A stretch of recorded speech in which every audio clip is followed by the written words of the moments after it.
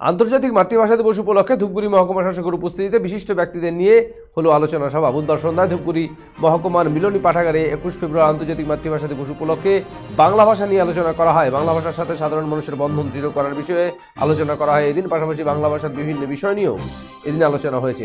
এদিনের এই আলোচনা সভায় উপস্থিত ছিলেন ধূপগুড়ি মহকুমার শাসক তমজিৎ চক্রবর্তী, পুরসভার board of administrator vice chairman Rajesh Kumar Singh, Dhupguri উচ্চতর মাধ্যমিক বিদ্যালয়ের প্রধান শিক্ষক অশোক মজুমদার, মল্লিকপাড়া উচ্চ বিদ্যালয়ের প্রধান শিক্ষক অমিত কুমার দে, শিক্ষারত্ন জয় বসাক, বিশিষ্ট সমাজসেবী অনিরুদ্ধ দাশগুপ্ত সহ বিভিন্ন বিশিষ্ট ব্যক্তিবর্গ।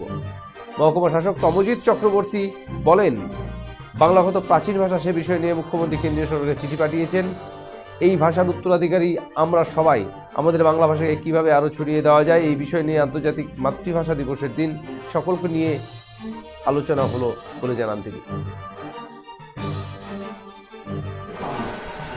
কত প্রাচীন ভাষা সেটা নিয়ে উনি কেন্দ্রীয় সরকারকে চিঠি লিখেছেন। তো সেই ভাষার উত্তরাধিকারী আমরা সবাই, আমি আপনি আমরা সবাই, সেটা নিয়ে আমরা নিজেরা বসেছিলাম।